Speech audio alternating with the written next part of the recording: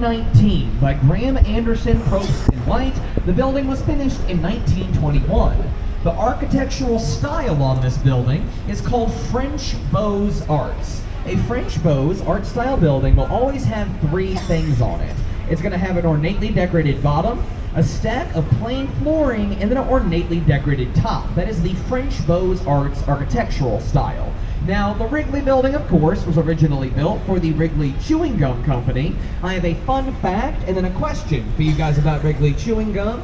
The fun fact, they did not originally sell gum. Does anybody know what Wrigley originally sold? If you do, yell it out. Any guesses too, that's fine.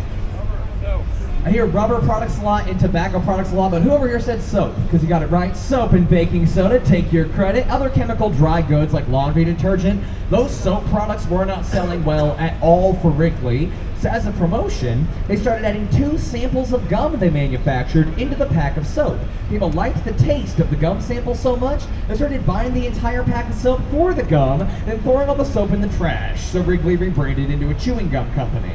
This is the first skyscraper built on the north side of Michigan Avenue in Chicago, and it was the first building in Chicago to get air conditioning and electricity at the time of the building's original construction.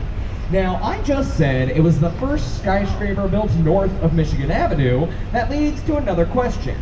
Does anybody know where the first skyscraper, the first building in the world that was considered an actual skyscraper, what city was that built in? Before you answer, easy answer.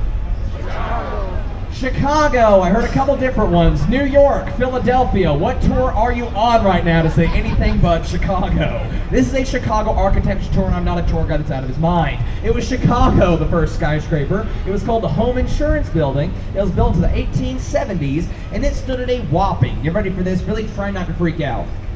10 stories tall. Are you a tour guide in this city? Yeah, you've done it before. Yeah, 10 stories tall. A little bit later, then they added 7 stories to it, so eventually it became 17 stories tall. That is compared to our tallest building, the Willis Tower, which stands at 110 stories. Got him. Now, going back to the Wrigley building, look closely at this one. You're going to see it's covered in a bunch of white tiles. There's over 30,000 white glazed terracotta tiles cladding the outside of the Wrigley building.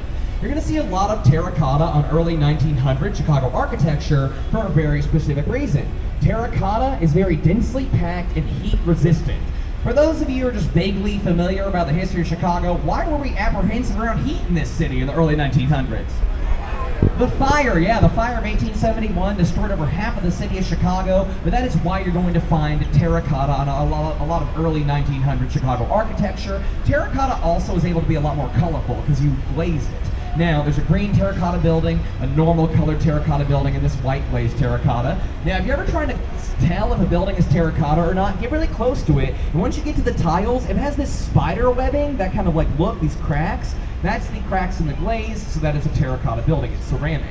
And now, folks, I got the ball rolling on my tour. I'm going to stop the ball immediately because they had to play this important safety announcement over these speakers. It's like a minute long, but it's about your safety on the boat today, so listen up. There it is. Hello everyone, and welcome aboard. Please give us your undivided attention to this important safety announcement. This vessel is inspected and certified annually by the U.S. Coast Guard and is fitted with all required safety equipment. Life rings are located on either side of the pilot house on the upper deck and forward and aft on the main